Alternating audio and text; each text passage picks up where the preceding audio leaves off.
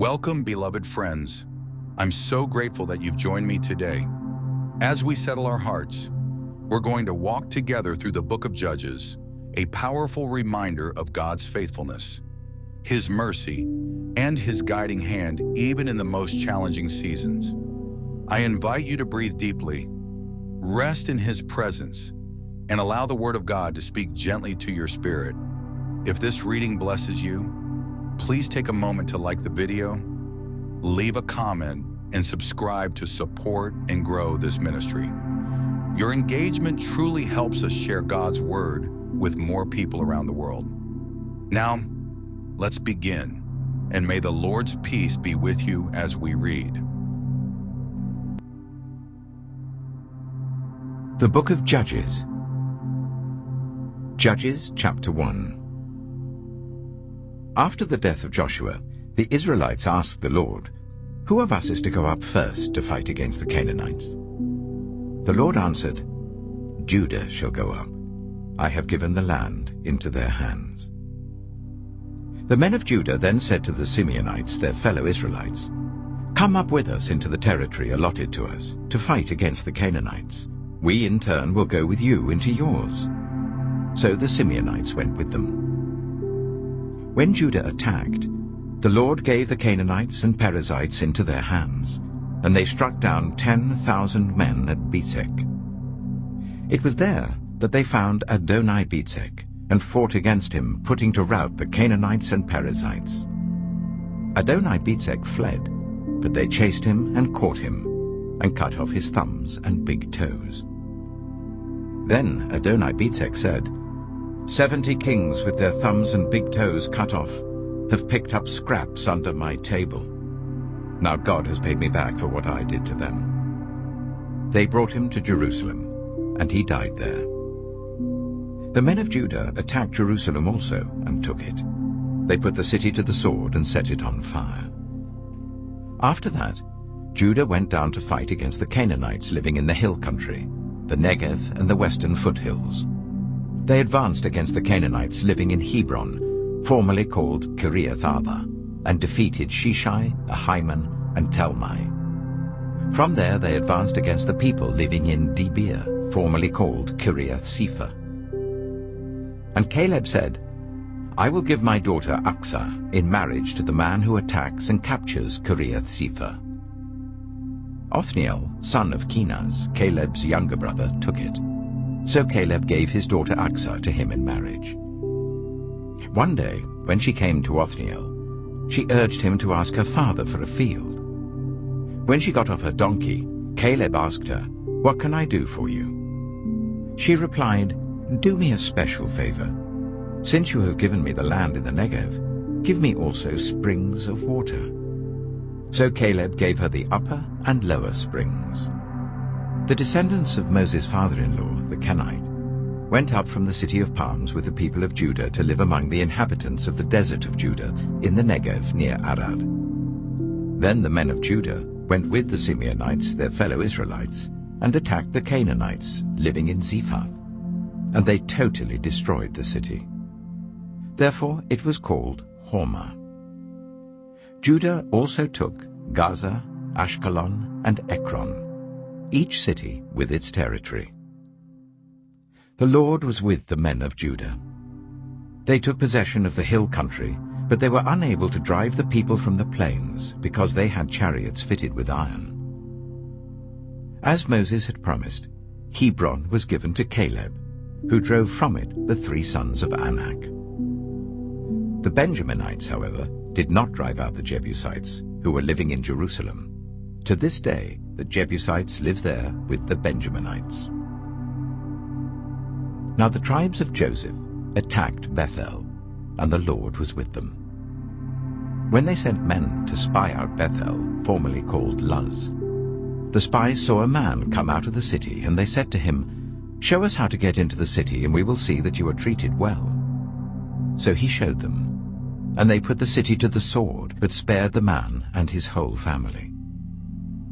He then went to the land of the Hittites, where he built a city and called it Luz, which is its name to this day.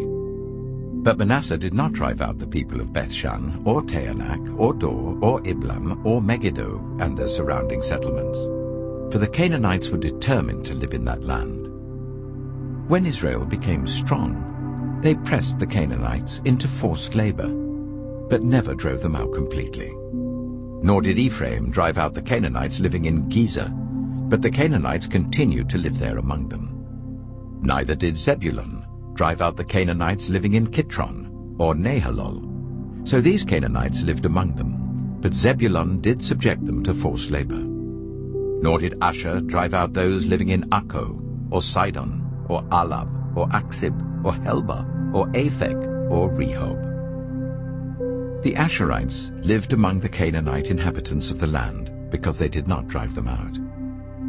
Neither did Naphtali drive out those living in Beth-Shemesh or Beth-Anath. But the Naphtalites too lived among the Canaanite inhabitants of the land, and those living in Beth-Shemesh and Beth-Anath became forced laborers for them. The Amorites confined the Danites to the hill country, not allowing them to come down into the plain. And the Amorites were determined also to hold out in Mount Heres, Arjalon, and Shaalbim. But when the power of the tribes of Joseph increased, they too were pressed into forced labor. The boundary of the Amorites was from Scorpion Pass to Selah and beyond. Judges chapter 2. The angel of the Lord went up from Gilgal to Bochim and said, I brought you up out of Egypt and led you into the land that I swore to give to your ancestors. I said, I will never break my covenant with you, and you shall not make a covenant with these people of this land, but you shall break down their altars. Yet you have disobeyed me. Why have you done this? And I have also said, I will not drive them out before you. They will become traps for you, and their gods will become snares to you.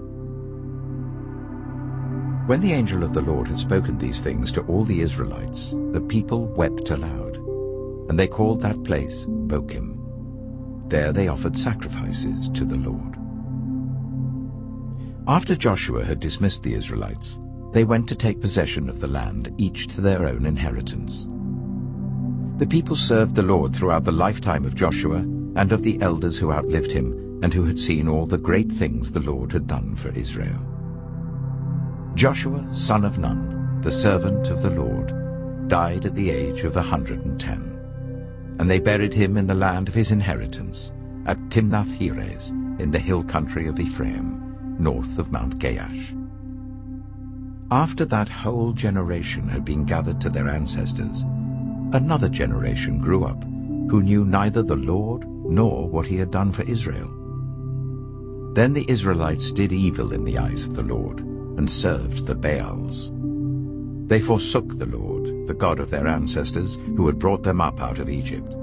They followed and worshipped various gods of the peoples around them. They aroused the Lord's anger, because they forsook him and served Baal and the Ashtoreths. In his anger against Israel, the Lord gave them into the hands of raiders who plundered them. He sold them into the hands of their enemies all around, whom they were no longer able to resist. Whenever Israel went out to fight, the hand of the Lord was against them to defeat them, just as he had sworn to them. They were in great distress. Then the Lord raised up judges, who saved them out of the hands of these raiders. Yet they would not listen to their judges, but prostituted themselves to other gods and worshipped them. They quickly turned from the ways of their ancestors, who had been obedient to the Lord's commands. Whenever the Lord raised up a judge for them, he was with the judge and saved them out of the hands of their enemies, as long as the judge lived. For the Lord relented because of their groaning under those who oppressed and afflicted them. But when the judge died, the people returned to ways even more corrupt than those of their ancestors, following other gods and serving and worshipping them. They refused to give up their evil practices and stubborn ways. Therefore the Lord was very angry with Israel and said, Because this nation has violated the covenant I ordained for their ancestors and has not listened to me, I will no longer drive out before them any of the nations Joshua left when he died. I will use them to test Israel and see whether they will keep the way of the Lord and walk in it as their ancestors did. The Lord had allowed those nations to remain. He did not drive them out at once by giving them into the hands of Joshua. Judges chapter 3. These are the nations the Lord left to test all those Israelites who had not experienced any of the wars in Canaan. He did this only to teach warfare to the descendants of the Israelites who had not had previous battle experience. The 5 rulers of the Philistines, all the Canaanites, the Sidonians, and the Hivites living in the Lebanon mountains from Mount Baal-Hermon to Lebo-Hamath. They were left to test the Israelites to see whether they would obey the Lord's commands which he had given their ancestors through Moses. The Israelites lived among the Canaanites, Hittites, Amorites, Perizzites, Hivites, and Jebusites. They took their daughters in marriage and gave their own daughters to their sons and served their gods. The Israelites did evil in the eyes of the Lord. They forgot the Lord their God and served the Baals and the Asherahs. The anger of the Lord burned against Israel, so that he sold them into the hands of Cushan-Rishathaim, king of Aram-Naharaim, to whom the Israelites were subject for 8 years. But when they cried out to the Lord, he raised up for them a deliverer, Othniel, son of Kenaz, Caleb's younger brother, who saved them. The Spirit of the Lord came on him, so that he became Israel's judge and went to war. The Lord gave Cushan-Rishathaim, king of Aram, into the hands of Othniel, who overpowered him. So the land had peace for 40 years, until Othniel, son of Kenaz, died. Again the Israelites did evil in the eyes of the Lord, and because they did this evil, the Lord gave Eglon, king of Moab, power over Israel. Getting the Ammonites and the Amalekites to join him, Eglon came and attacked Israel, and they took possession of the city of palms. The Israelites were subject to Eglon, king of Moab, for 18 years. Again the Israelites cried out to the Lord, and he gave them a deliverer, Ehud, a left-handed man, the son of Gera the Benjaminite. The Israelites sent him with tribute to Eglon, king of Moab. Now Ehud had made a double-edged sword about a cubit long, which he strapped to his right thigh under his clothing. He presented the tribute to Eglon, king of Moab, who was a very fat man. After Ehud had presented the tribute, he sent on their way those who had carried it. But on reaching the stone images near Gilgal, he himself went back to Eglon and said, "Your Majesty, I have a secret message for you." The king said to his attendants, "Leave us," and they all left. Ehud then approached him while he was sitting alone in the upper room of his palace and said, "I have a message from God for you." As the king rose from his seat, Ehud reached with his left hand, drew the sword from his right thigh and plunged it into the king's belly. Even the handle sank in after the blade, and his bowels discharged. Ehud did not pull the sword out, and the fat closed in over it. Then Ehud went out to the porch. He shut the doors of the upper room behind him and locked them. After he had gone, the servants came and found the doors of the upper room locked. They said he must be relieving himself in the inner room of the palace. They waited to the point of embarrassment, but when he did not open the doors of the room, they took a key and unlocked them. There they saw their lord fallen to the floor, dead. While they waited, Ehud got away. He passed by the stone images and escaped to Seirah. When he arrived there, he blew a trumpet in the hill country of Ephraim, and the Israelites went down with him from the hills, with him leading them. "Follow me," he ordered, "for the Lord has given Moab your enemy into your hands." So they followed him down and took possession of the fords of the Jordan that led to Moab. They allowed no one to cross over. At that time they struck down about 10,000 Moabites, all vigorous and strong. Not one escaped. That day Moab was made subject to Israel, and the land had peace for 80 years. After Ehud came Shamgar, son of Anath, who struck down 600 Philistines with an ox goad. He too saved Israel. Judges chapter 4. Again the Israelites did evil in the eyes of the Lord, now that Ehud was dead. So the Lord sold them into the hands of Jabin, king of Canaan, who reigned in Hazor. Sisera, the commander of his army, was based in Harosheth Hagoyim. Because he had 900 chariots fitted with iron and had cruelly oppressed the Israelites for 20 years, they cried to the Lord for help. Now Deborah, a prophet, the wife of Lapidoth, was leading Israel at that time. She held court under the palm of Deborah, between Ramah and Bethel, in the hill country of Ephraim, and the Israelites went up to her to have their disputes decided.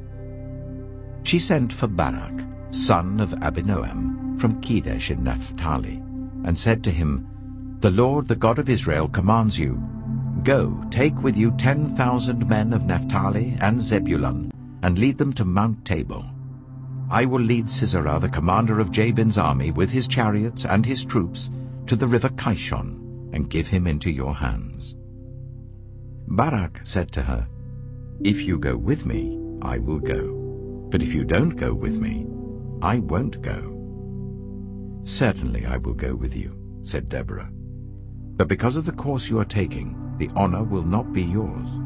For the Lord will deliver Sisera into the hands of a woman."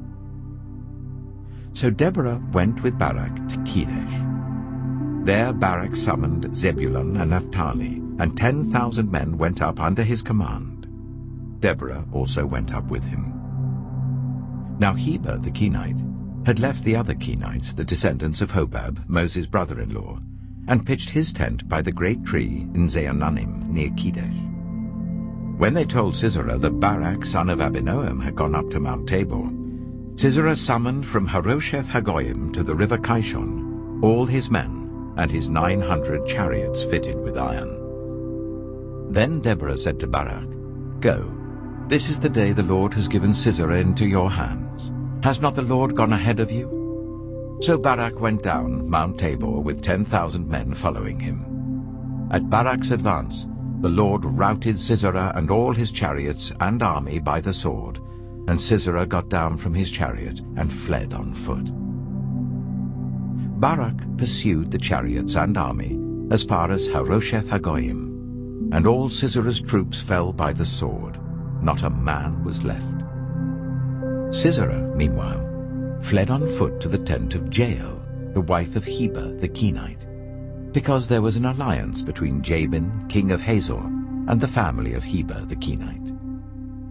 Jael went out to meet Sisera and said to him, "Come, my lord, come right in, don't be afraid." So he entered her tent, and she covered him with a blanket. "I'm thirsty," he said. "Please give me some water." She opened a skin of milk, gave him a drink, and covered him up. "Stand in the doorway of the tent," he told her. "If someone comes and asks you, 'Is anyone in there?' say no." But Jael, Heber's wife, picked up a tent peg and a hammer, and went quietly to him while he lay fast asleep, exhausted. She drove the peg through his temple into the ground, and he died. Just then Barak came by in pursuit of Sisera, and Jael went out to meet him. "Come," she said, "I will show you the man you're looking for." So he went in with her, and there lay Sisera with the tent peg through his temple, dead. On that day God subdued Jabin, king of Canaan, before the Israelites.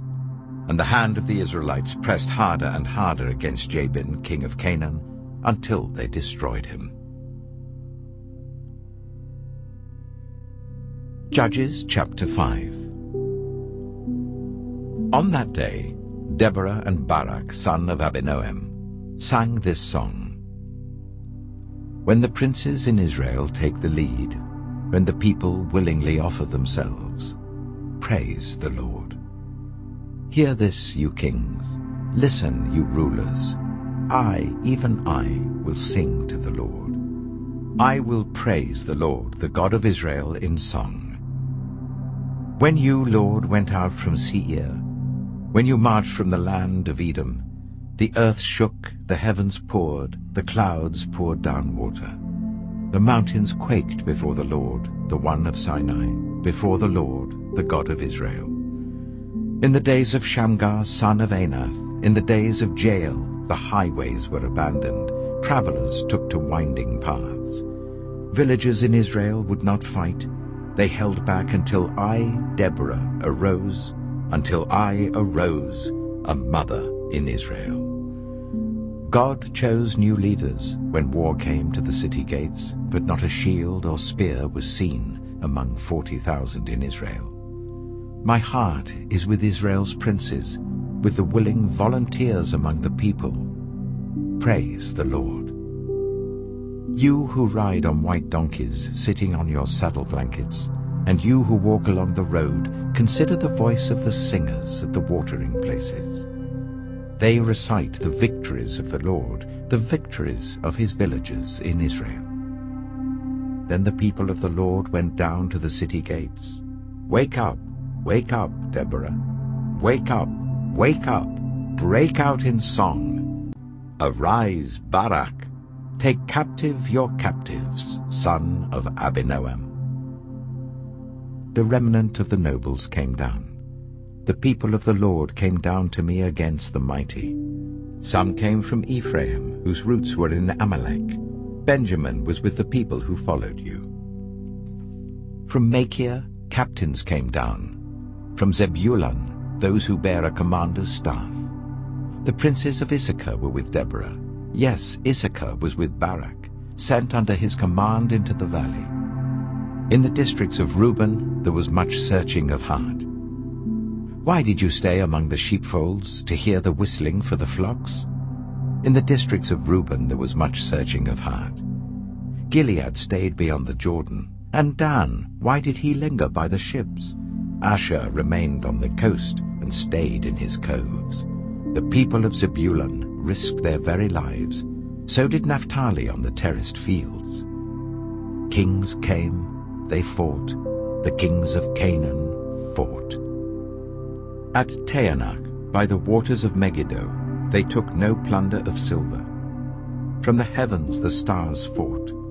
From their courses they fought against Sisera. The river Kishon swept them away, the age-old river, the river Kishon. March on, my soul, be strong. Then thundered the horses' hooves. Galloping, galloping, go his mighty steeds. Curse Meroz, said the angel of the Lord. Curse its people bitterly, because they did not come to help the Lord against the mighty. Most blessed of women be Jael, the wife of Heber the Kenite, most blessed of tent-dwelling women. He asked for water, and she gave him milk. In a bowl fit for nobles, she brought him curdled milk. Her hand reached for the tent peg, her right hand for the workman's hammer. She struck Sisera, she crushed his head, she shattered and pierced his temple. At her feet he sank, he fell. There he lay. At her feet he sank, he fell.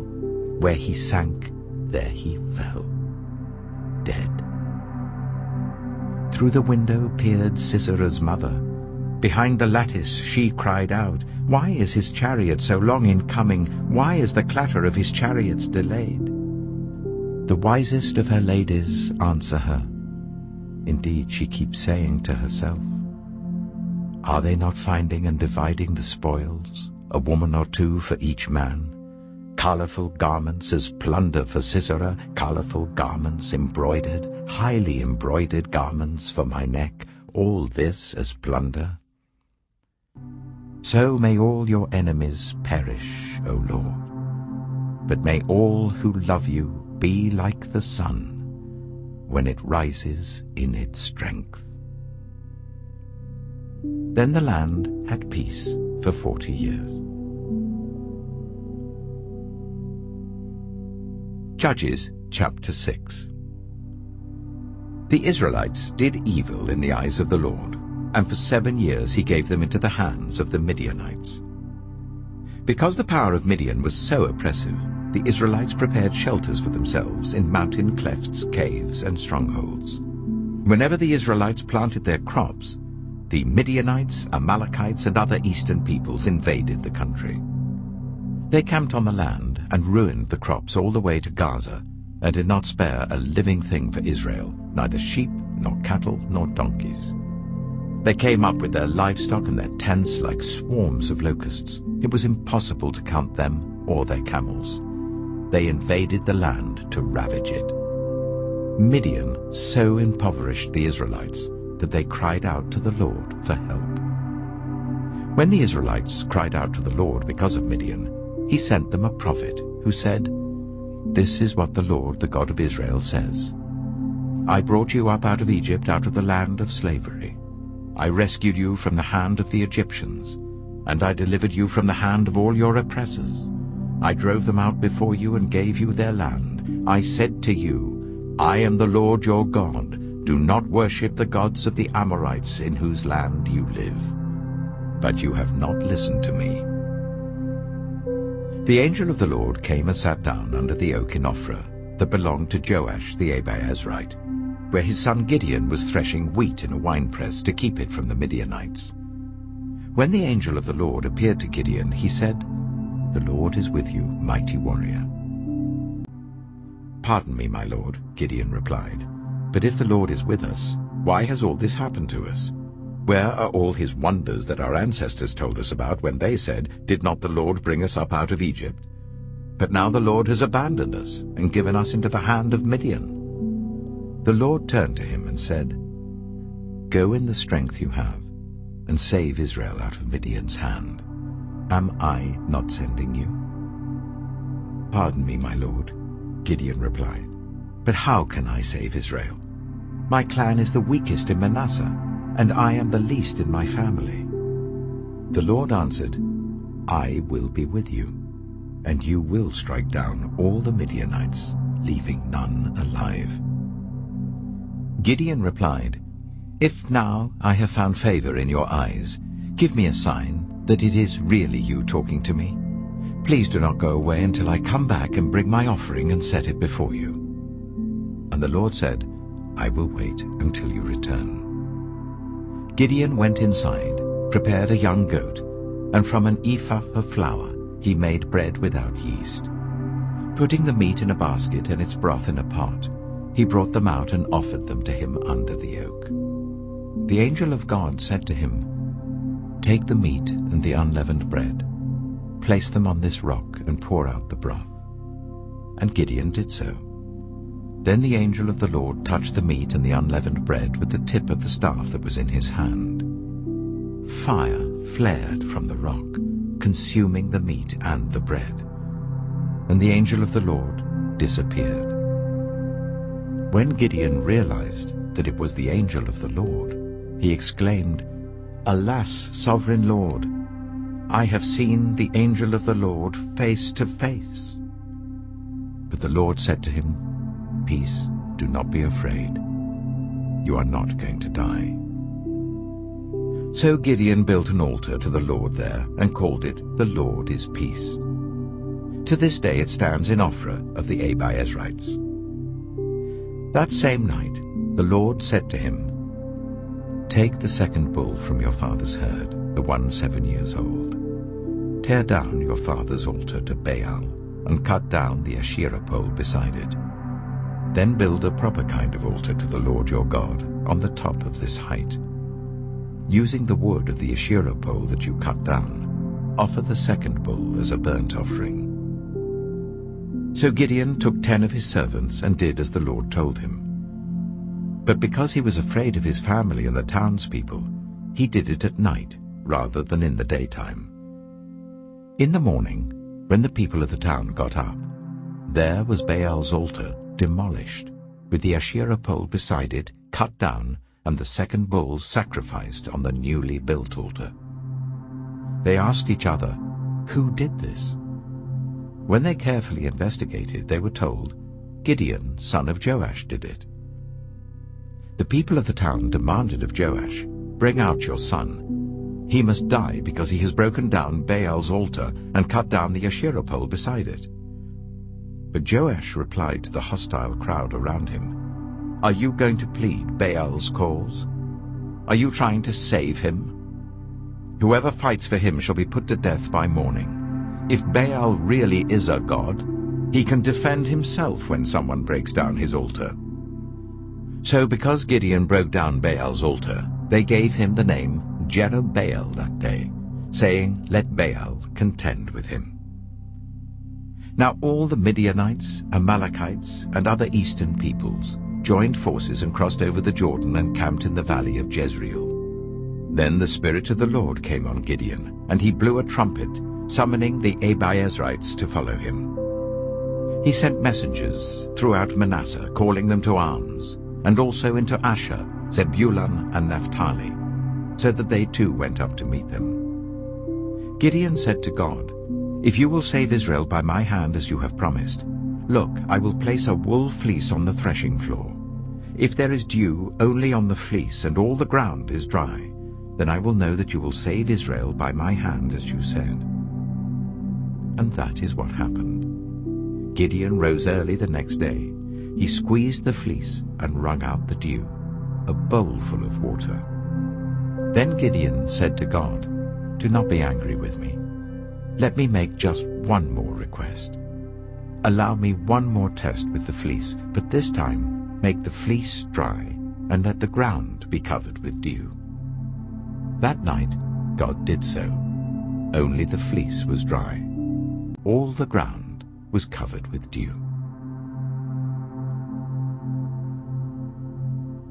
Judges chapter 7. Early in the morning, Jerubbaal, that is Gideon, and all his men camped at the spring of Harod. The camp of Midian was north of them in the valley near the hill of Moreh. The Lord said to Gideon, "You have too many men. I cannot deliver Midian into their hands, or Israel would boast against me. My own strength has saved me. Now announce to the army, anyone who trembles with fear may turn back and leave Mount Gilead." So 22,000 men left, while 10,000 remained. But the Lord said to Gideon, "There are still too many men. Take them down to the water, and I will thin them out for you there. If I say, 'This one shall go with you,' he shall go. But if I say, 'This one shall not go with you,' he shall not go." So Gideon took the men down to the water. There the Lord told him, "Separate those who lap the water with their tongues as a dog laps, from those who kneel down to drink." 300 of them drank from cupped hands, lapping like dogs. All the rest got down on their knees to drink. The Lord said to Gideon, "With the 300 men that lapped, I will save you and give the Midianites into your hands. Let all the others go home." So Gideon sent the rest of the Israelites home, but kept the 300 who took over the provisions and trumpets of the others. Now the camp of Midian lay below him in the valley. During that night the Lord said to Gideon, "Get up, go down against the camp, because I am going to give it into your hands. If you are afraid to attack, go down to the camp with your servant Purah, and listen to what they're saying. Afterwards you will be encouraged to attack the camp." So he and Purah, his servant, went down to the outposts of the camp. The Midianites, the Amalekites, and all the other eastern peoples had settled in the valley, thick as locusts. Their camels could no more be counted than the sand on the seashore. Gideon arrived just as a man was telling a friend his dream. "I had a dream," he was saying. "A round loaf of barley bread came tumbling into the Midianite camp. It struck the tent with such force that the tent overturned and collapsed." His friend responded, "This can be nothing other than the sword of Gideon, son of Joash, the Israelite. God has given the Midianites and the whole camp into his hands." When Gideon heard the dream and its interpretation, he bowed down and worshipped. He returned to the camp of Israel and called out, "Get up! The Lord has given the Midianite camp into your hands." Dividing the 300 men into 3 companies, he placed trumpets and empty jars in the hands of all of them, with torches inside. "Watch me," he told them. "Follow my lead. When I get to the edge of the camp, do exactly as I do. When I and all who are with me blow our trumpets, then from all round the camp blow yours and shout, 'For the Lord and for Gideon.'" Gideon and the 100 men with him reached the edge of the camp at the beginning of the middle watch, just after they had changed the guard. They blew their trumpets and broke the jars that were in their hands. The 3 companies blew the trumpets and smashed the jars. Grasping the torches in their left hands and holding in their right hands the trumpets they were to blow, they shouted, "A sword for the Lord and for Gideon." While each man held his position round the camp, all the Midianites ran, crying out as they fled. When the 300 trumpets sounded, the Lord caused the men throughout the camp to turn on each other with their swords. The army fled to Beth-shittah towards Zererah, as far as the border of Abel-Meholah near Tabbath. Israelites from Naphtali, Asher, and all Manasseh were called out, and they pursued the Midianites. Gideon sent messengers throughout the hill country of Ephraim, saying, "Come down against the Midianites and seize the waters of Jordan ahead of them, as far as Beth-barah." So all the men of Ephraim were called out, and they seized the waters of the Jordan as far as Beth-barah. They also captured 2 of the Midianite leaders, Oreb and Zeeb. They killed Oreb at the rock of Oreb, and Zeeb at the winepress of Zeeb. They pursued the Midianites and brought the heads of Oreb and Zeeb to Gideon, who was by the Jordan. Judges chapter 8. Now the Ephraimites asked Gideon, "Why have you treated us like this? Why didn't you call us when you went to fight Midian?" And they challenged him vigorously. But he answered them, "What have I accomplished compared to you? Aren't the gleanings of Ephraim's grapes better than the full grape harvest of Abiezer? God gave Oreb and Zeeb, the Midianite leaders, into your hands. What was I able to do compared to you?" At this, their resentment against him subsided. Gideon and his 300 men, exhausted yet keeping up the pursuit, came to the Jordan and crossed it. He said to the men of Succoth, "Give my troops some bread. They are worn out, and I am still pursuing Zebah and Zalmunna, the kings of Midian." But the officials of Succoth said, "Do you already have the hands of Zebah and Zalmunna in your possession? Why should we give bread to your troops?" Then Gideon replied, "Just for that, when the Lord has given Zebah and Zalmunna into my hand, I will tear your flesh with desert thorns and briars." From there he went up to Peniel, and made the same request of them. But they answered as the men of Succoth had. So he said to the men of Peniel, "When I return in triumph, I will tear down this tower." Now Zebah and Zalmunna were in Karkor with a force of about 15,000 men, all that were left of the armies of the eastern peoples. 120,000 swordsmen had fallen. Gideon went up by the route of the nomads east of Nobah and Jogbehah, and attacked the unsuspecting army. Zebah and Zalmunna, the 2 kings of Midian, fled, but he pursued them and captured them, routing their entire army. Gideon, son of Joash, then returned from the battle by the pass of Heres.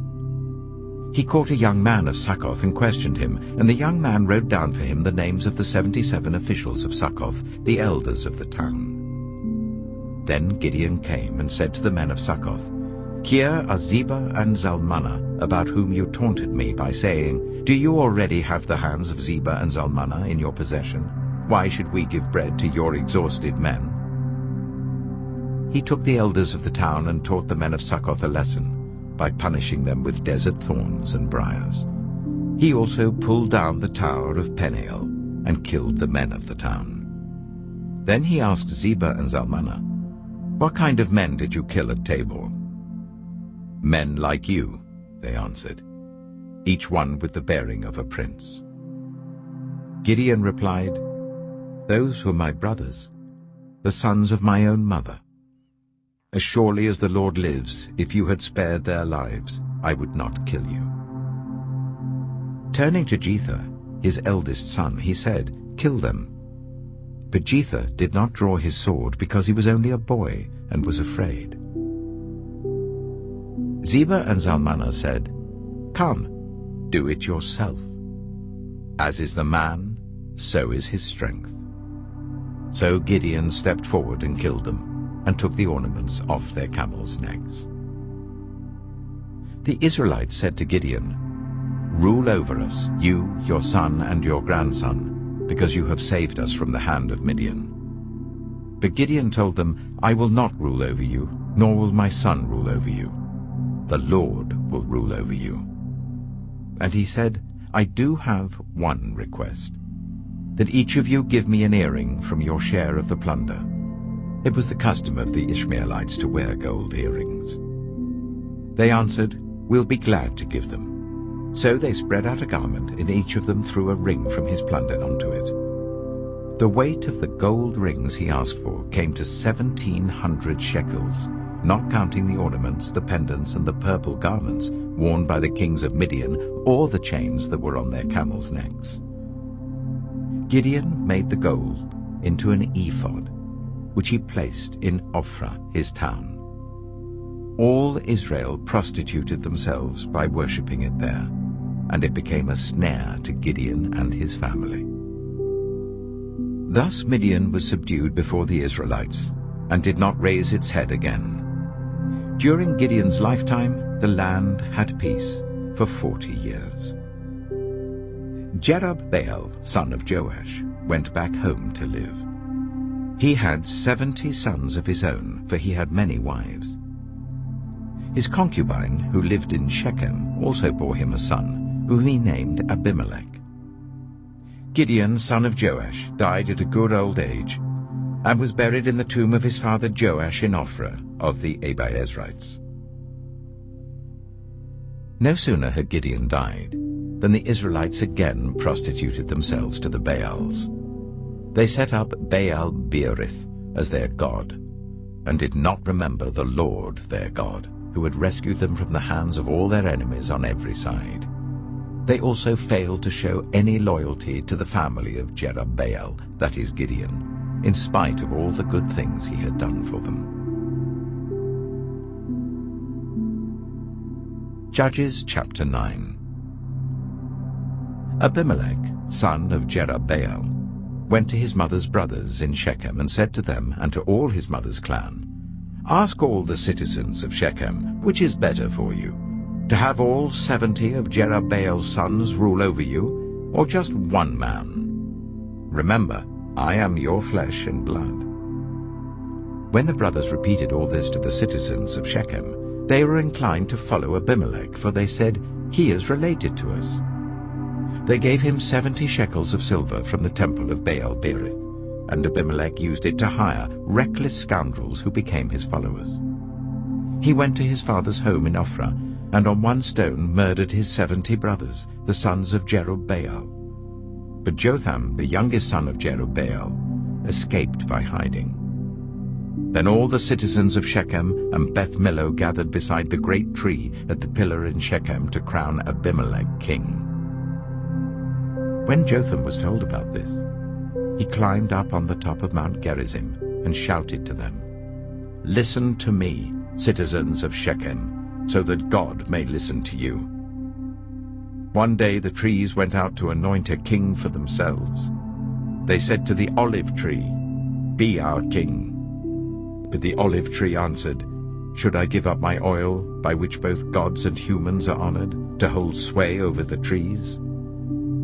Next, the trees said to the fig tree, "Come and be our king." But the fig tree replied, "Should I give up my fruit so good and sweet to hold sway over the trees?" Then the trees said to the vine, "Come and be our king." But the vine answered, "Should I give up my wine, which cheers both gods and humans, to hold sway over the trees?" Finally, all the trees said to the thorn bush, "Come and be our king."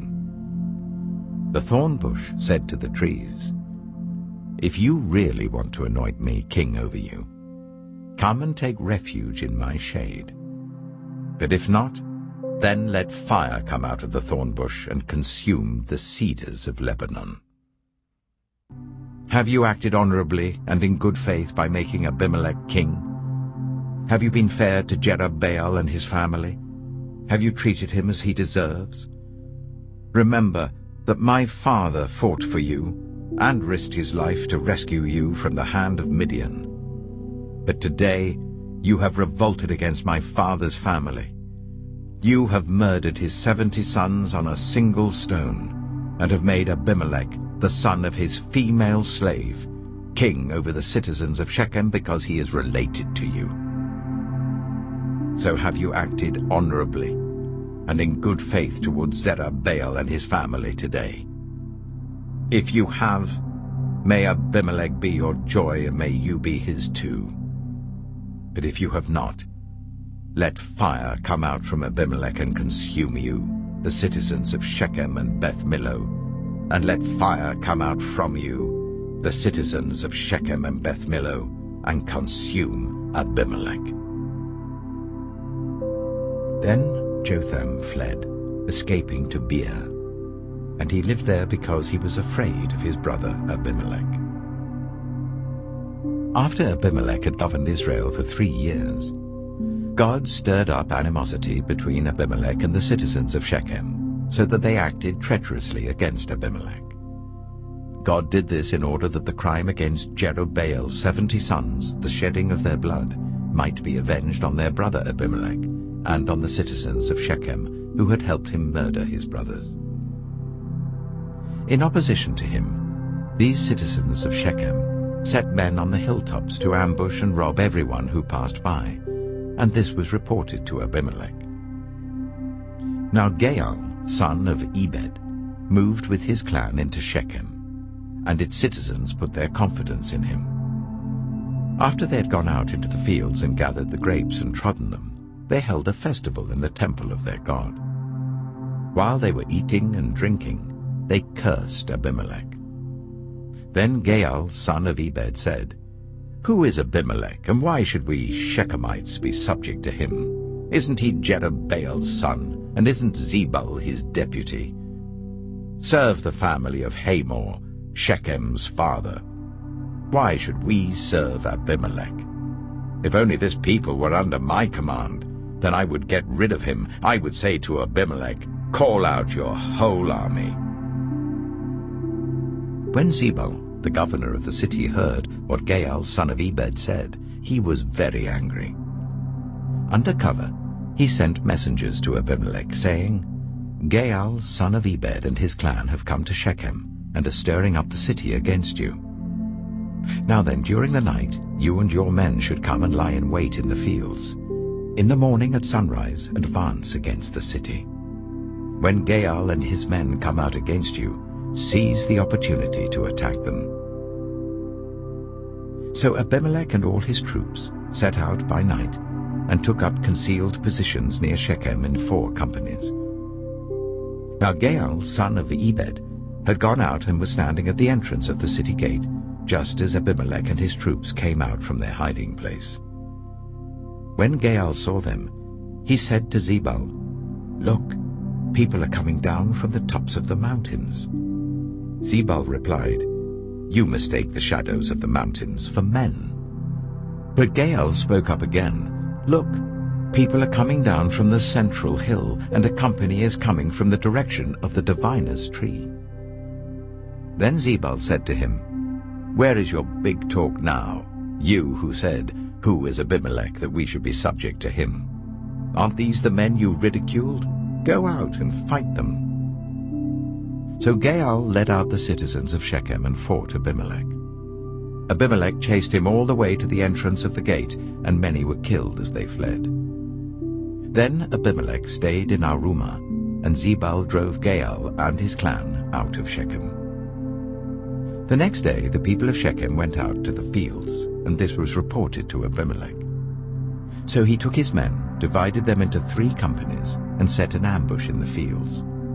When he saw the people coming out of the city, he rose to attack them. Abimelech and the companies with him rushed forwards to a position at the entrance of the city gate. Then 2 companies attacked those in the fields and struck them down. All that day Abimelech pressed his attack against the city until he had captured it and killed its people. Then he destroyed the city and scattered salt over it. On hearing this, the citizens in the tower of Shechem went into the stronghold of the temple of El-Berith.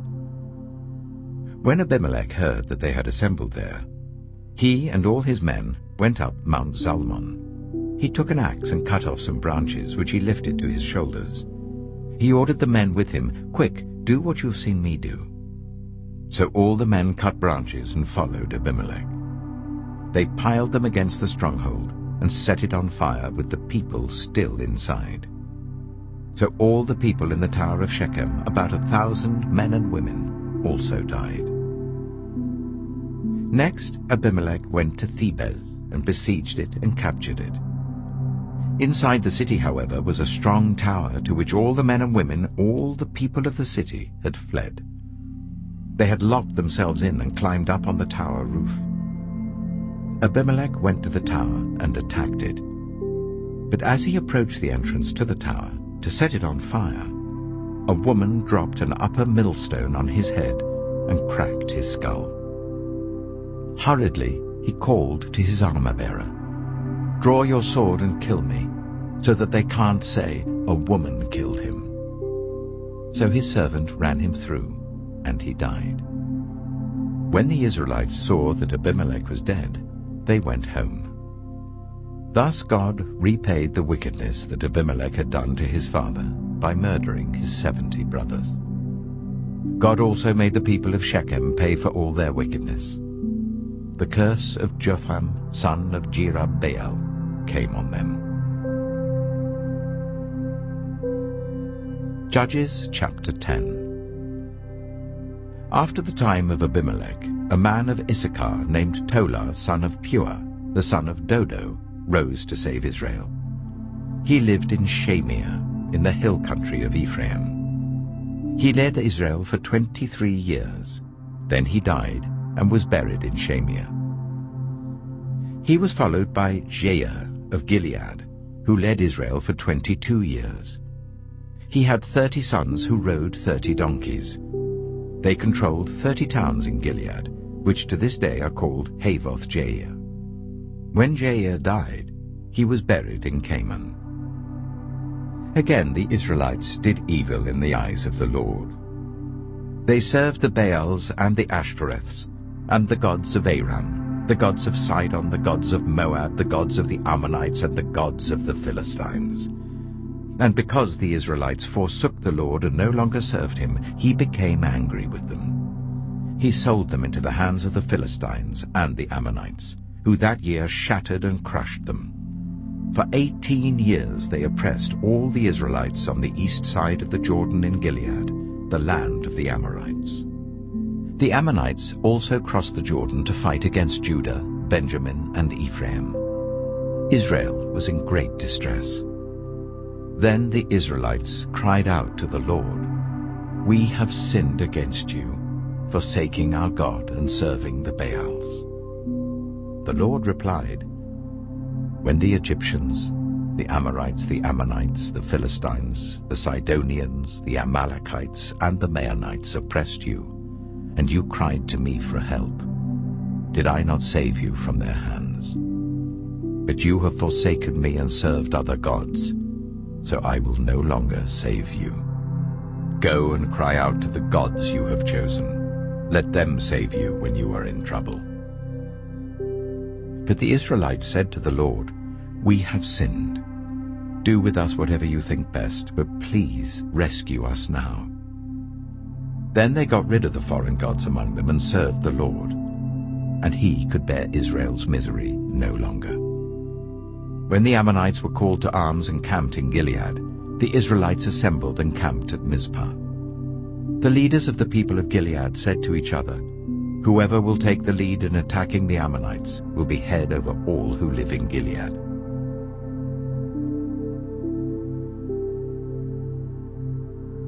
Judges chapter 11. Jephthah, the Gileadite, was a mighty warrior. His father was Gilead. His mother was a prostitute.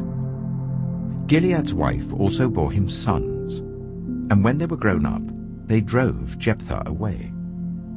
"You're not going to get any inheritance in our family," they said, "because you are the son of another woman." So Jephthah fled from his brothers and settled in the land of Tob, where a gang of scoundrels gathered around him and followed him. Some time later, when the Ammonites were fighting against Israel, the elders of Gilead went to get Jephthah from the land of Tob. "Come," they said, "be our commander, so we can fight the Ammonites." Jephthah said to them, "Didn't you hate me and drive me from my father's house? Why do you come to me now when you are in trouble?" The elders of Gilead said to him, "Nevertheless, we are turning to you now. Come with us to fight the Ammonites, and you will be head over all of us who live in Gilead." Jephthah answered, "Suppose you take me back to fight the Ammonites, and the Lord gives them to me. Will I really be your head?" The elders of Gilead replied, "The Lord is our witness. We will certainly do as you say." So Jephthah went with the elders of Gilead, and the people made him head and commander over them. And he repeated all his words before the Lord in Mizpah. Then Jephthah sent messengers to the Ammonite king with the question, "What do you have against me that you have attacked my country?" The king of the Ammonites answered Jephthah's messengers, "When Israel came up out of Egypt, they took away my land from the Arnon to the Jabbok, all the way to the Jordan. Now give it back peaceably." Jephthah sent messengers back to the Ammonite king, saying, "This is what Jephthah says. Israel did not take the land of Moab, or the land of the Ammonites. But when they came up out of Egypt, Israel went through the wilderness to the Red Sea and on to Kadesh. Then Israel sent messengers to the king of Edom, saying, 'Give us permission to go through your country.' But the king of Edom would not listen. They sent also to the king of Moab, and he refused. So Israel stayed at Kadesh. Next they traveled through the wilderness, skirted the lands of Edom and Moab, passed along the eastern side of the country of Moab, and camped on the other side of the Arnon. They did not enter the territory of Moab, for the Arnon was its border. Then Israel sent messengers to Sihon, king of the Amorites, who ruled in Heshbon, and said to him, 'Let us pass through your country to our own place.' Sihon, however, did not trust Israel to pass through his territory. He mustered all his troops and encamped at Jahaz and fought with Israel. Then the Lord, the God of Israel, gave Sihon and his whole army into Israel's hand, and they defeated them. Israel took over all the land of the Amorites who lived in that country, capturing all of it from the Arnon to the Jabbok and from the desert to the Jordan. Now since the Lord, the God of Israel, has driven the Amorites out before his people, Israel, what right have you to take it over? Will you not take what your god Chemosh gives you? Likewise, whatever the Lord our God has given us, we will possess. Are you any better than Balak, son of Zippor, king of Moab? Did he ever quarrel with Israel or fight with them? For 300 years Israel occupied Heshbon, Aroer, the surrounding settlements, and all the towns along the Arnon. Why didn't you retake them during that time? I have not wronged you, but you are doing me wrong by waging war against me. Let the Lord, the judge, decide the dispute this day between the Israelites and the Ammonites." The king of Ammon, however, paid no attention to the message Jephthah sent him. Then the Spirit of the Lord came on Jephthah. He crossed Gilead and Manasseh, passed through Mizpah of Gilead, and from there he advanced against the Ammonites.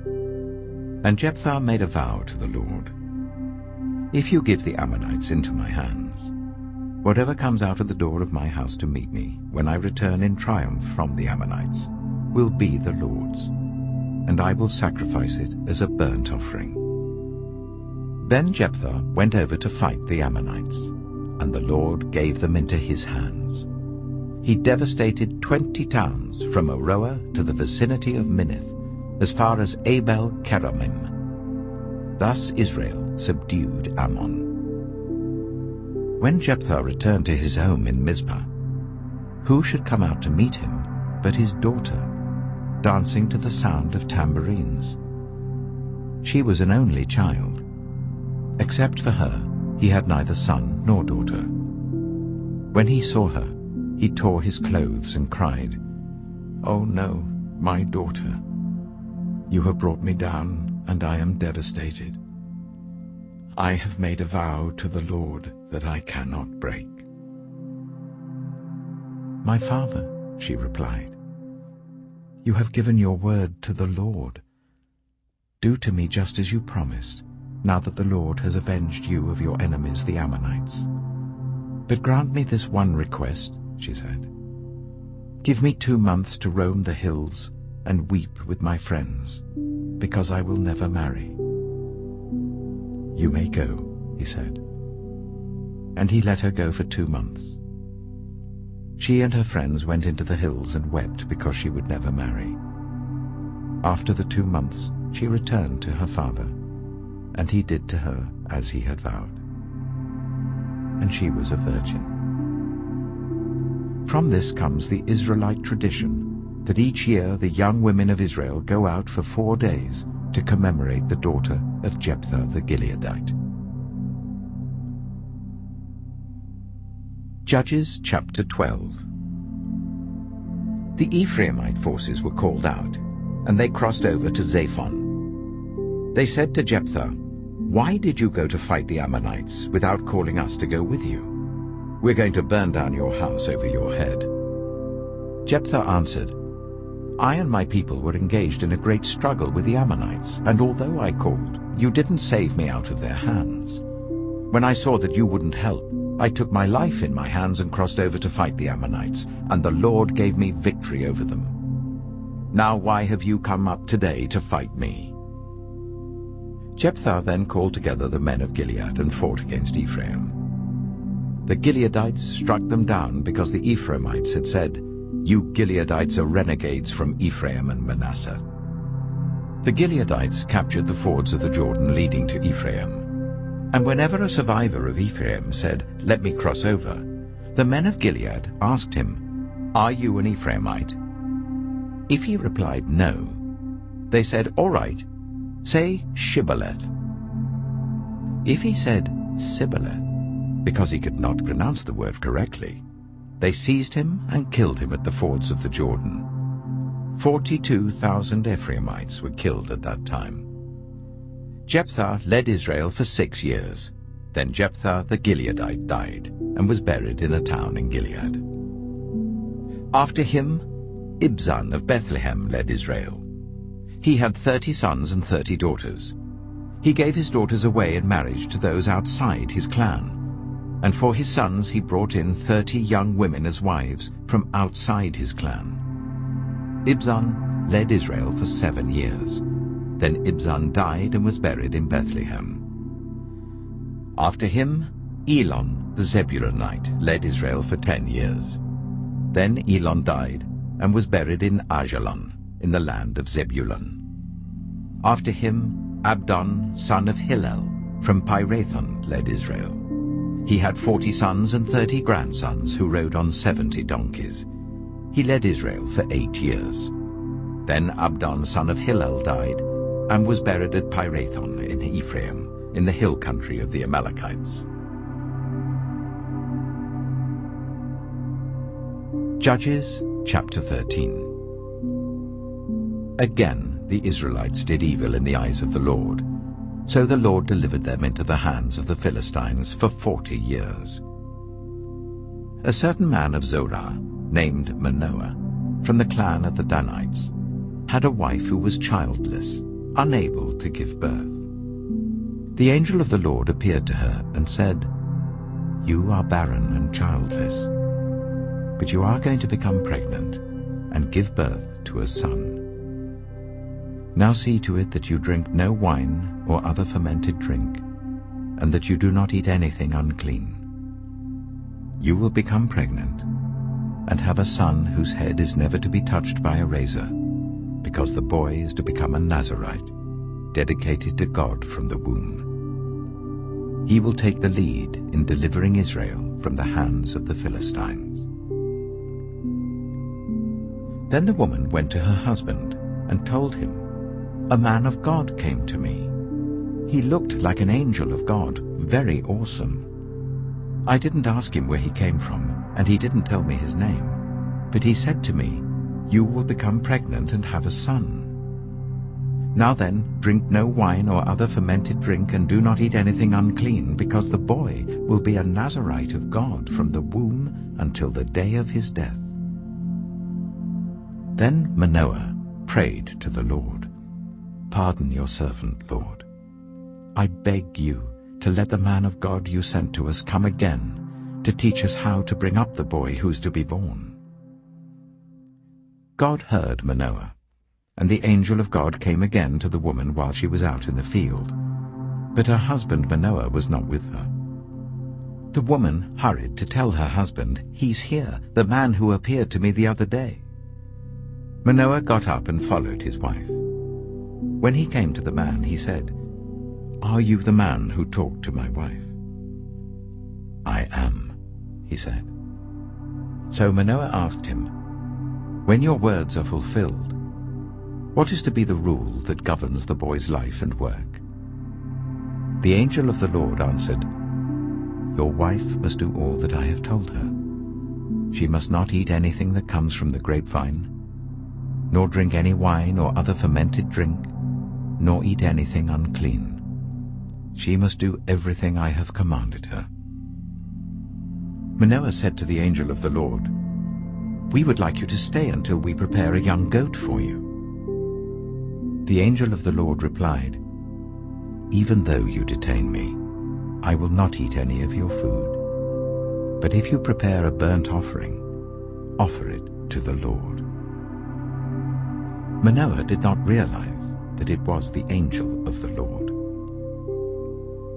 Then Manoah inquired of the angel of the Lord, 'What is your name, so that we may honor you when your word comes true?' He replied, 'Why do you ask my name? It is beyond understanding.' Then Manoah took a young goat, together with the grain offering, and sacrificed it on a rock to the Lord. And the Lord did an amazing thing while Manoah and his wife watched. As the flame blazed up from the altar towards heaven, the angel of the Lord ascended in the flame. Seeing this, Manoah and his wife fell with their faces to the ground. When the angel of the Lord did not show himself again to Manoah and his wife, Manoah realized that it was the angel of the Lord.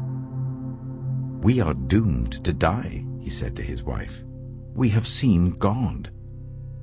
But his wife answered, 'If the Lord had meant to kill us, he would not have accepted a burnt offering and grain offering from our hands, nor shown us all these things, or now told us this.'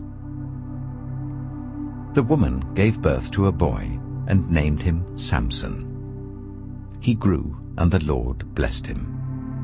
And the Spirit of the Lord began to stir him while he was in Mahaneh-dan, between Zorah and Eshtaol. Judges chapter 14. Samson went down to Timnah and saw there a young Philistine woman. When he returned, he said to his father and mother, "I have seen a Philistine woman in Timnah.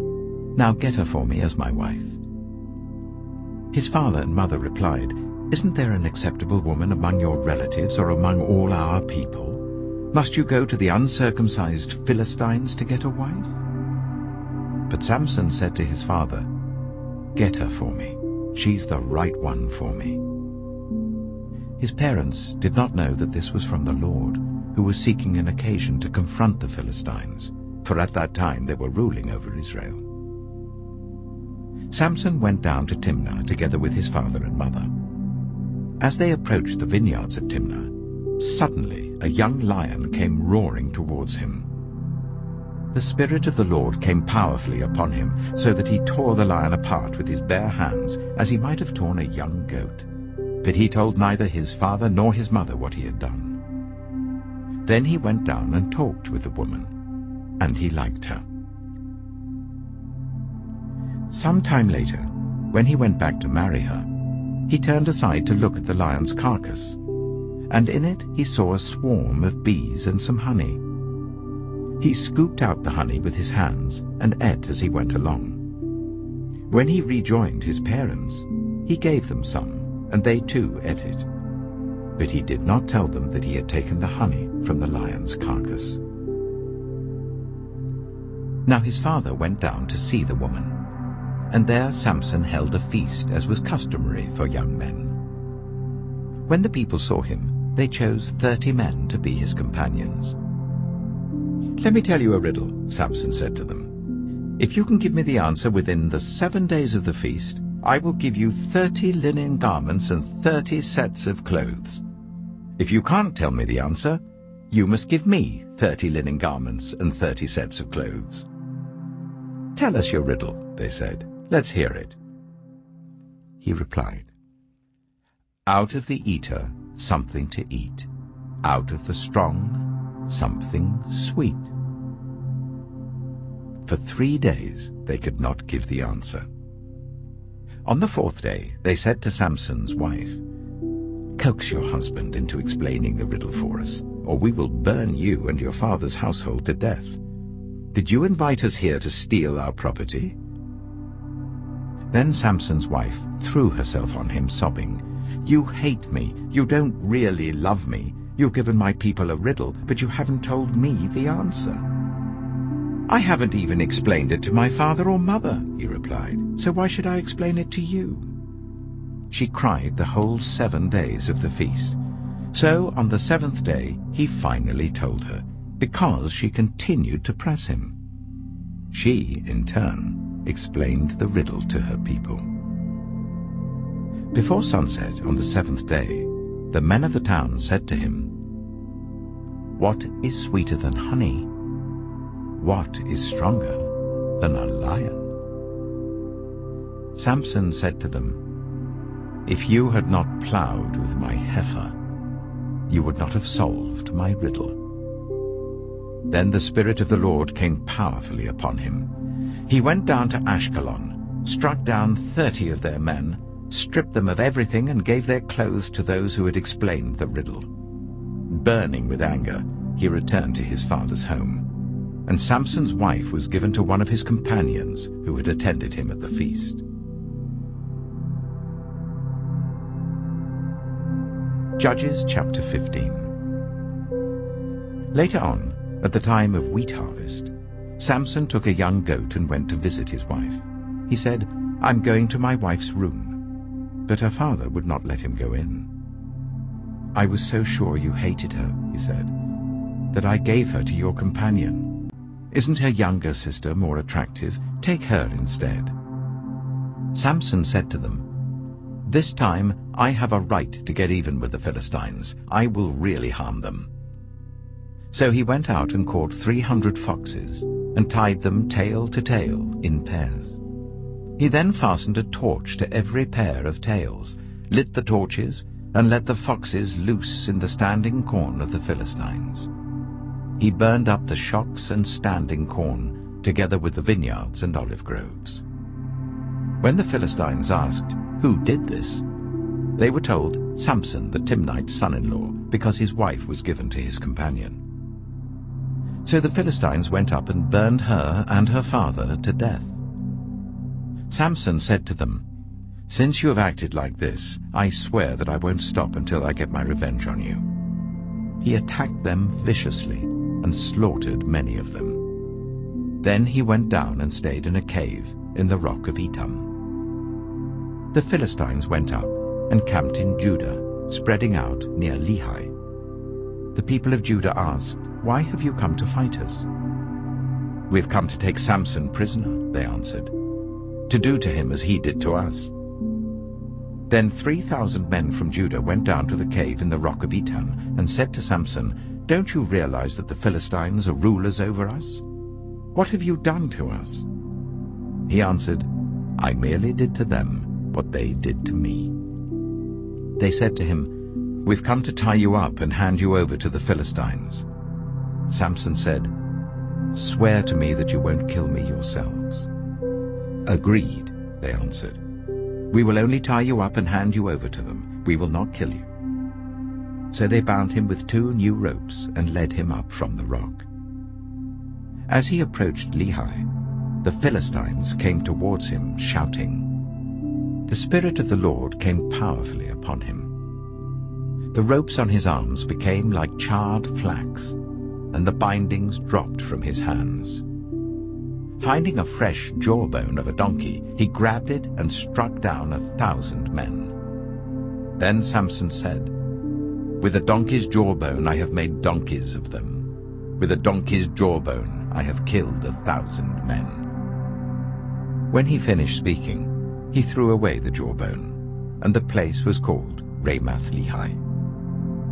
Because he was very thirsty, he cried out to the Lord, "You have given your servant this great victory. Must I now die of thirst and fall into the hands of the uncircumcised?" Then God opened up the hollow place in Lehi, and water came out of it. When Samson drank, his strength returned and he revived. So the spring was called En-Hakkore, and it is still there in Lehi. Samson led Israel for 20 years in the days of the Philistines. Judges chapter 16. One day, Samson went to Gaza, where he saw a prostitute. He went in to spend the night with her.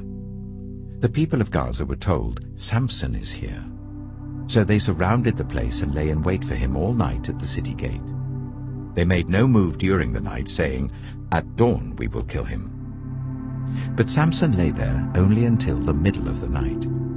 Then he got up and took hold of the doors of the city gate, together with the 2 posts, and tore them loose, bar and all. He lifted them to his shoulders and carried them to the top of the hill that faces Hebron. Sometime later, he fell in love with a woman in the valley of Sorek, whose name was Delilah.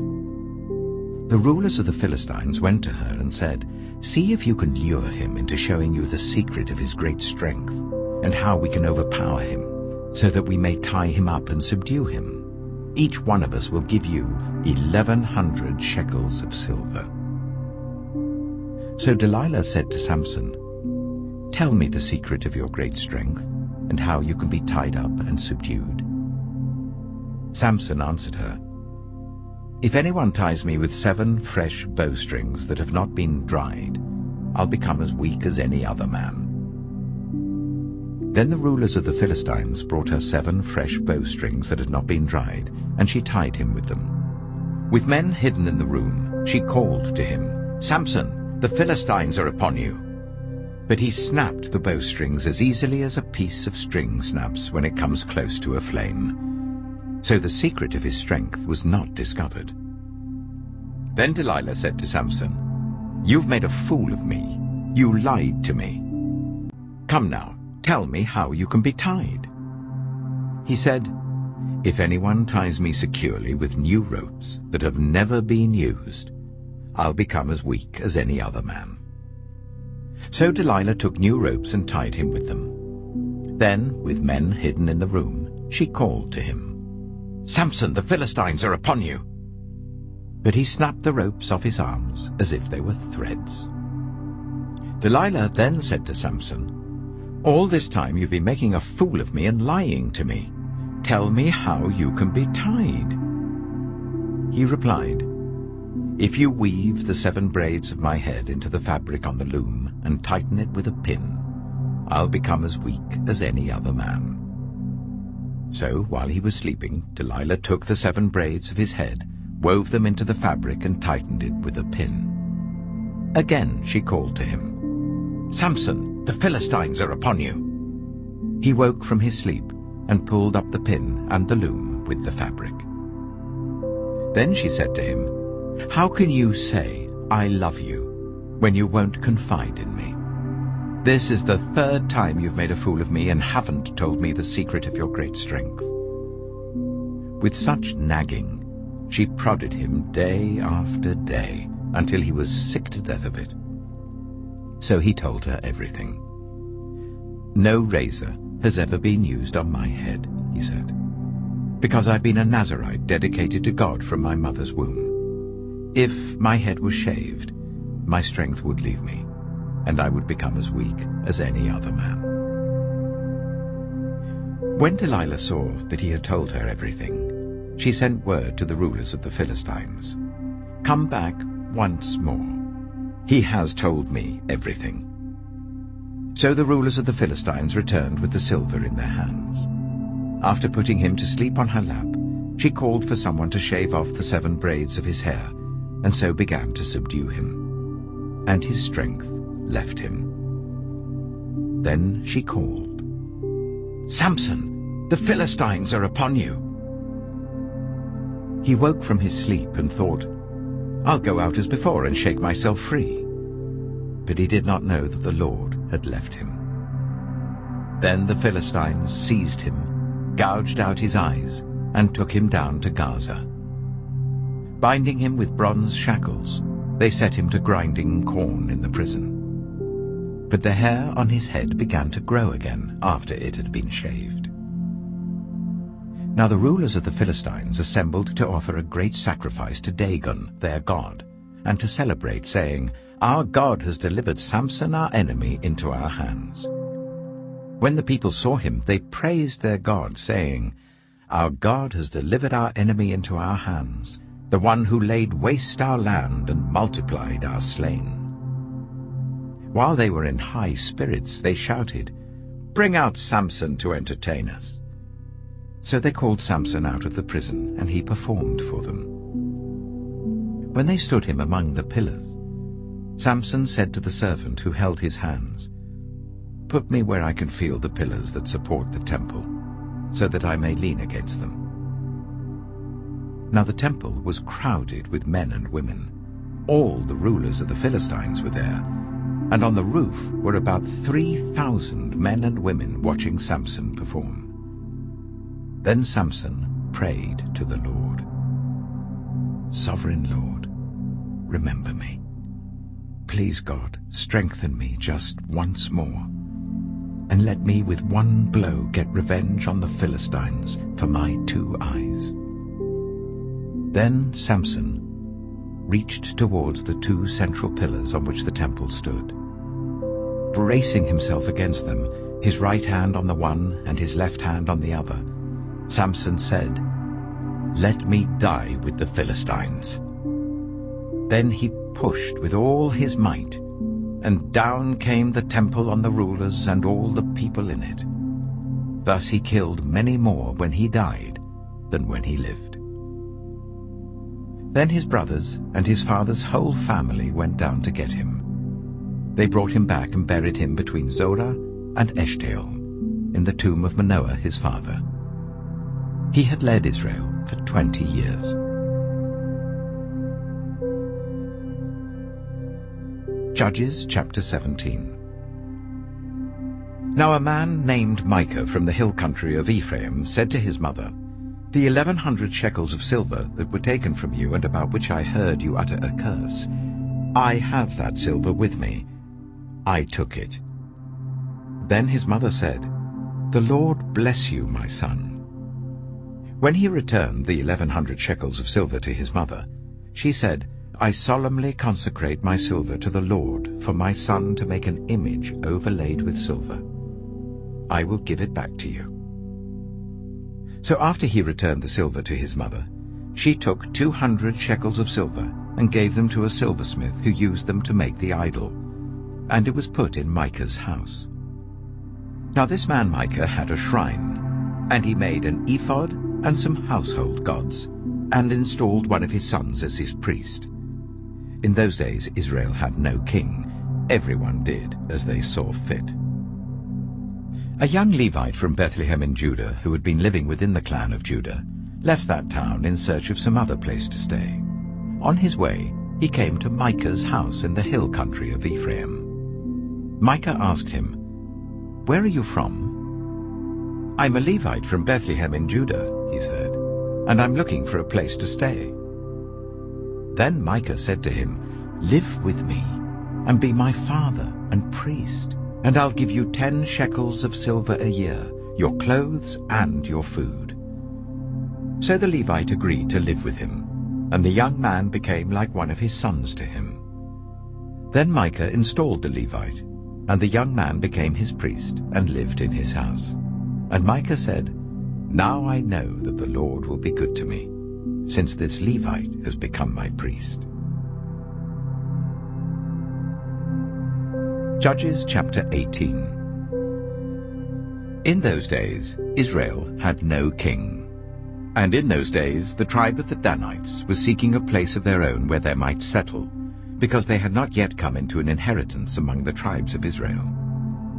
So the Danites sent 5 of their leading men from Zorah and Eshtaol to spy out the land and explore it. These men represented all the Danites. They told them, "Go, explore the land." So they entered the hill country of Ephraim and came to the house of Micah, where they spent the night.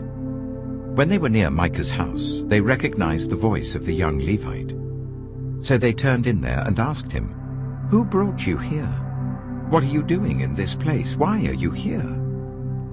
He told them what Micah had done for him, and said, "He has hired me, and I am his priest."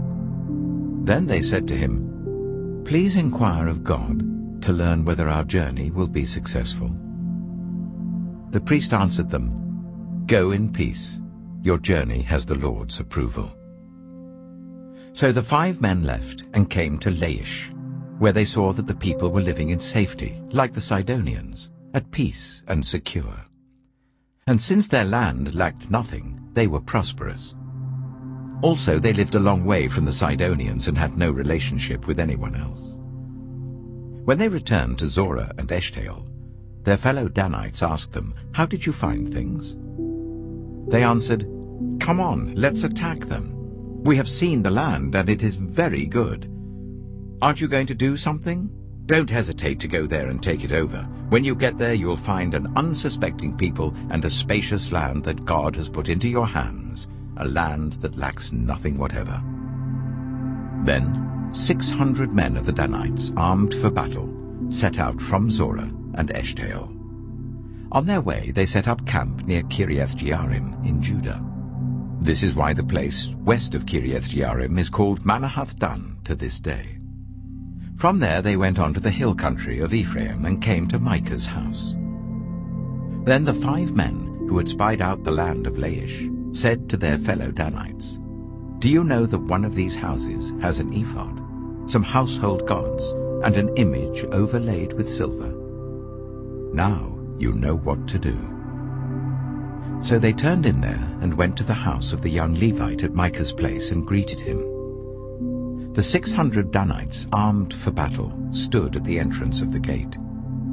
The 5 men who had spied out the land went inside and took the idol, the ephod, and the household gods, while the priest and 600 armed men stood at the entrance of the gate. When the 5 men went into Micah's house and took the idol, the ephod, and the household gods, the priest said to them, "What are you doing?" They answered him, "Be quiet, don't say a word. Come with us and be our father and priest. Isn't it better that you serve a tribe and clan in Israel as priest, rather than just one man's household?" The priest was very pleased.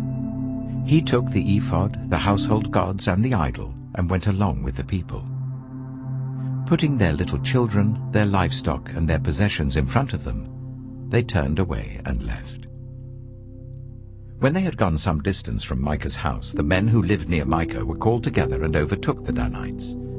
As they shouted after them, the Danites turned and said to Micah, "What's the matter with you that you called out your men to fight?" He replied, "You took the gods I made, and my priest, and went away. What else do I have? How can you ask, 'What's the matter with you?'" The Danites answered, "Don't argue with us, or some of the men may get angry and attack you, and you and your family will lose your lives." So the Danites went their way, and Micah, seeing that they were too strong for him, turned round and went back home.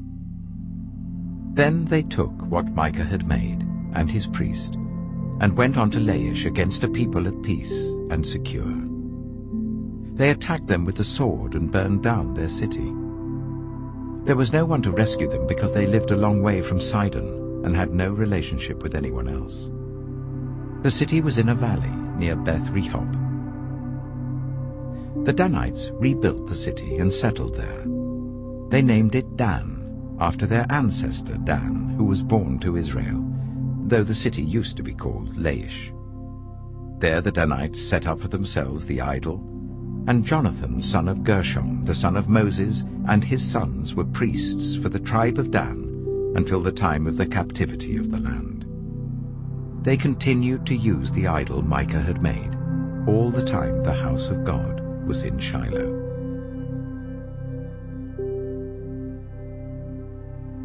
Judges chapter 19. In those days Israel had no king. Now a Levite who lived in a remote area in the hill country of Ephraim took a concubine from Bethlehem in Judah. But she was unfaithful to him. She left him and went back to her parents' home in Bethlehem, Judah.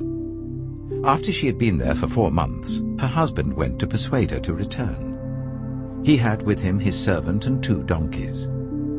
She took him into her parents' home, and when her father saw him, he gladly welcomed him. His father-in-law, the woman's father, prevailed on him to stay. So he remained with him 3 days, eating and drinking and sleeping there. On the 4th day, they got up early, and he prepared to leave. But the woman's father said to his son-in-law, "Refresh yourself with something to eat. Then you can go." So the 2 of them sat down to eat and drink together. Afterwards the woman's father said, "Please stay tonight and enjoy yourself." And when the man got up to go, his father-in-law persuaded him, so he stayed there that night. On the morning of the 5th day, when he rose to go, the woman's father said, "Refresh yourself. Wait till afternoon." So the 2 of them ate together. Then when the man with his concubine and his servant got up to leave, his father-in-law, the woman's father, said, "Now look, it's almost evening. Spend the night here. The day is nearly over. Stay and enjoy yourself. Early tomorrow morning you can get up and be on your way home." But, unwilling to stay another night, the man left and went towards Jebus, that is, Jerusalem, with his 2 saddled donkeys and his concubine. When they were near Jebus and the day was almost gone, the servant said to his master, "Come, let's stop at this city of the Jebusites and spend the night." His master replied, "No, we won't go into any city whose people are not Israelites. We will go on to Gibeah." He added, "Come, let's try to reach Gibeah or Ramah and spend the night in one of those places." So they went on, and the sun set as they neared Gibeah in Benjamin. There they stopped to spend the night. They went and sat in the city square, but no one took them in for the night. That evening, an old man from the hill country of Ephraim, who was living in Gibeah, the inhabitants of the place were Benjaminites, came in from his work in the fields. When he looked and saw the traveler in the city square, the old man asked, "Where are you going? Where did you come from?" He answered, "We are on our way from Bethlehem in Judah to a remote area in the hill country of Ephraim where I live. I've been to Bethlehem in Judah, and now I am going to the house of the Lord. No one has taken me in for the night. We have both straw and fodder for our donkeys, and bread and wine for ourselves, your servants, me, the woman, and the young man with us. We don't need anything." "You are welcome at my house," the old man said. "Let me supply whatever you need. Only don't spend the night in the square." So he took him into his house and fed his donkeys. After they had washed their feet, they had something to eat and drink. While they were enjoying themselves, some of the wicked men of the city surrounded the house. Pounding on the door, they shouted to the old man who owned the house, "Bring out the man who came to your house so we can have sex with him." The owner of the house went outside and said to them, "No, my friends, don't be so vile. Since this man is my guest, don't do this outrageous thing. Look, here is my virgin daughter and his concubine. I will bring them out to you now, and you can use them and do to them whatever you wish. But as for this man, don't do such an outrageous thing." But the men would not listen to him. So the man took his concubine and sent her outside to them. And they raped her and abused her throughout the night. And at dawn they let her go. At daybreak, the woman went back to the house where her master was staying, fell down at the door, and lay there until daylight. When her master got up in the morning and opened the door of the house and stepped out to continue on his way, there lay his concubine, fallen in the doorway of the house, with her hands on the threshold. He said to her, "Get up, let's go." But there was no answer. Then the man put her on his donkey and set out for home. When he reached home, he took a knife and cut up his concubine, limb by limb, into 12 parts, and sent them into all the areas of Israel. Everyone who saw it was saying to one another, "Such a thing has never been seen or done, not since the day the Israelites came up out of Egypt." Just imagine. We must do something. So speak up.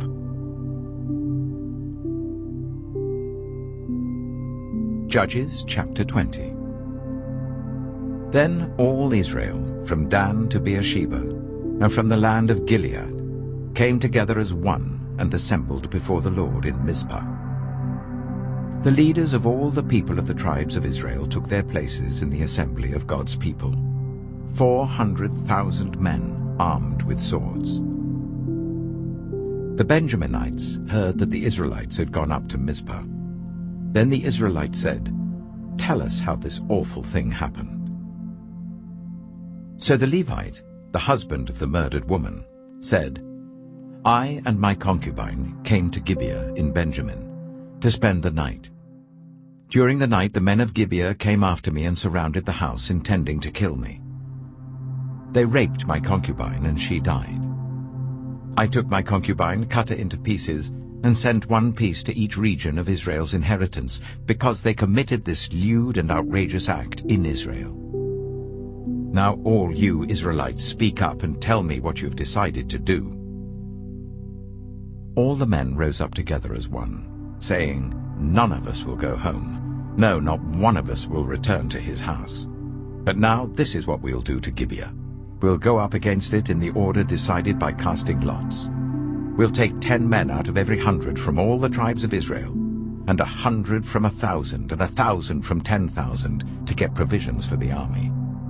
Then when the army arrives at Gibeah in Benjamin, it can give them what they deserve for this outrageous act done in Israel." So all the Israelites got together and united as one against the city. The tribes of Israel sent messengers throughout the tribe of Benjamin, saying, "What about this awful crime that was committed among you? Now turn those wicked men of Gibeah over to us, so that we may put them to death and purge the evil from Israel." But the Benjaminites would not listen to their fellow Israelites. From their towns they came together at Gibeah to fight against the Israelites. At once the Benjaminites mobilized 26,000 swordsmen from their towns, in addition to 700 able young men from those living in Gibeah. Among all these soldiers there were 700 select troops who were left-handed, each of whom could sling a stone at a hare and not miss. Israel, apart from Benjamin, mustered 400,000 swordsmen, all of them fit for battle. The Israelites went up to Bethel and inquired of God. They said, "Who of us is to go up first to fight against the Benjaminites?" The Lord replied, "Judah shall go first." The next morning, the Israelites got up and pitched camp near Gibeah. The Israelites went out to fight the Benjaminites and took up battle positions against them at Gibeah. The Benjaminites came out of Gibeah and cut down 22,000 Israelites on the battlefield that day. But the Israelites encouraged one another and again took up their positions where they had stationed themselves the first day. The Israelites went up and wept before the Lord until evening. And they inquired of the Lord. They said, "Shall we go up again to fight against the Benjaminites, our fellow Israelites?" The Lord answered, "Go up against them." Then the Israelites drew near to Benjamin the second day. This time, when the Benjaminites came out from Gibeah to oppose them, they cut down another 18,000 Israelites, all of them armed with swords. Then all the Israelites, the whole army, went up to Bethel, and there they sat, weeping before the Lord. They fasted that day until evening, and presented burnt offerings and fellowship offerings to the Lord. And the Israelites inquired of the Lord. In those days the Ark of the Covenant of God was there, with Phinehas, son of Eleazar, the son of Aaron, ministering before it. They asked, "Shall we go up again to fight against the Benjaminites, our fellow Israelites, or not?" The Lord responded, "Go, for tomorrow I will give them into your hands."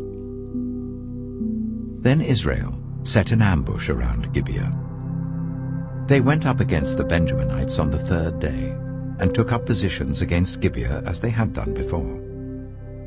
The Benjaminites came out to meet them, and were drawn away from the city. They began to inflict casualties on the Israelites as before, so that about 30 men fell in the open field and on the roads, the one leading to Bethel and the other to Gibeah.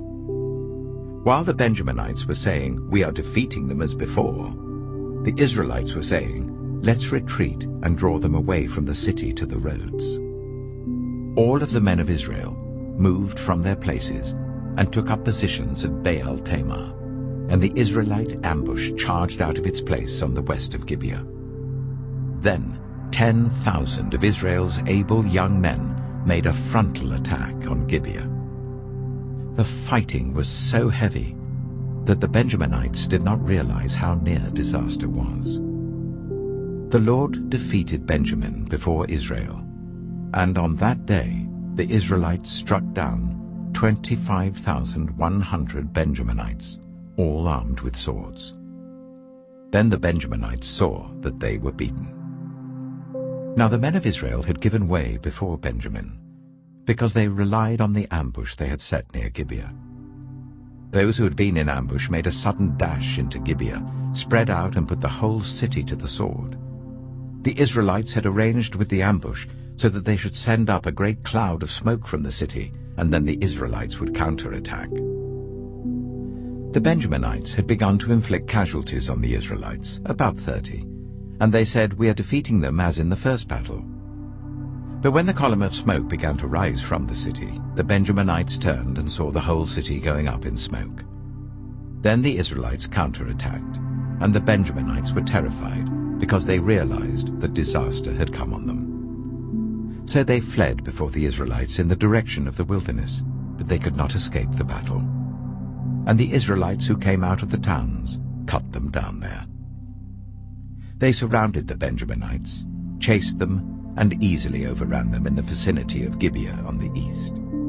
18,000 Benjaminites fell, all of them valiant fighters.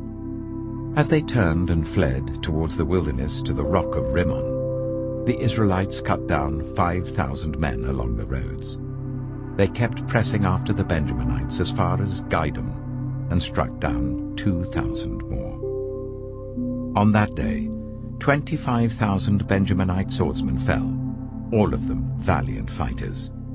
But 600 of them turned and fled into the wilderness to the rock of Rimmon, where they stayed for 4 months. The men of Israel went back to Benjamin and put all the towns to the sword, including the animals and everything else they found. All the towns they came across, they set on fire. Judges chapter 21. The men of Israel had taken an oath at Mizpah. Not one of us will give his daughter in marriage to a Benjaminite. The people went to Bethel, where they sat before God until evening, raising their voices and weeping bitterly. "Lord, God of Israel," they cried, "why has this happened to Israel? Why should one tribe be missing from Israel today?" Early the next day the people built an altar and presented burnt offerings and fellowship offerings. Then the Israelites asked, "Who from all the tribes of Israel has failed to assemble before the Lord?" For they had taken a solemn oath that anyone who failed to assemble before the Lord at Mizpah was to be put to death. Now the Israelites grieved for the tribe of Benjamin, their fellow Israelites. "Today one tribe is cut off from Israel," they said. "How can we provide wives for those who are left, since we have taken an oath by the Lord not to give them any of our daughters in marriage?"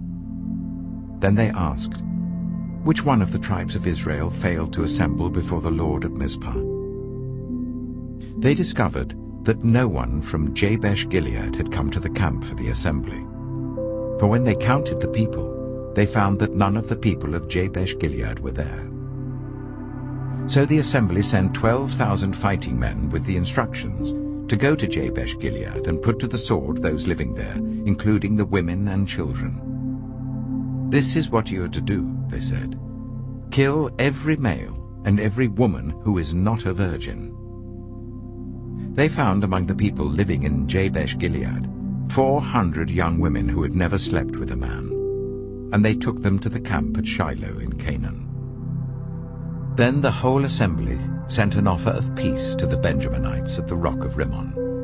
So the Benjaminites returned at that time and were given the women of Jabesh-Gilead who had been spared. But there were not enough for all of them. The people grieved for Benjamin because the Lord had made a gap in the tribes of Israel. And the elders of the assembly said, "With the women of Benjamin destroyed, how shall we provide wives for the men who are left?" "The Benjaminite survivors must have heirs," they said, "so that a tribe of Israel will not be wiped out. We can't give them our daughters as wives, since we Israelites have taken this oath, 'Cursed be anyone who gives a wife to a Benjaminite.' But look, there is the annual festival of the Lord in Shiloh, which lies north of Bethel, east of the road that goes from Bethel to Shechem and south of Lebonah." So they instructed the Benjaminites, saying, "Go and hide in the vineyards and watch. When the young women of Shiloh come out to join in the dancing, rush from the vineyards, and each of you seize one of them to be your wife. Then return to the land of Benjamin. When their fathers or brothers complain to us, we will say to them, 'Do us the favor of helping them, because we did not get wives for them during the war.' You will not be guilty of breaking your oath, because you did not give your daughters to them." So that is what the Benjaminites did. While the young women were dancing, each man caught one and carried her off to be his wife. Then they returned to their inheritance and rebuilt the towns and settled in them. At that time, the Israelites left that place and went home to their tribes and clans, each to his own inheritance. In those days, Israel had no king. Everyone did as they saw fit.